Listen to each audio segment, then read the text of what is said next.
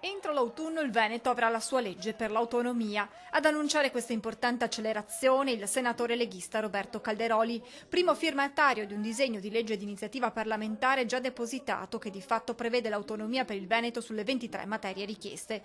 Viene così accantonata l'ipotesi di proseguire con una legge delega che avrebbe dato mandato alle Camere di emanare decreti legislativi sui singoli punti. Questo, spiega Calderoli, avrebbe richiesto un allungamento dei tempi. Con la proposta, discussa dallo stesso senatore con il governatore Zaia, le materie verranno trasferite con voto parlamentare e il tutto sarà regolamentato dal decreto del Presidente del Consiglio. Calderoli, che ha annunciato questa novità dal Prato di Pontida, spiega come questo possa segnare una svolta e aprire la strada ad altre regioni che intendano ottenere l'autonomia.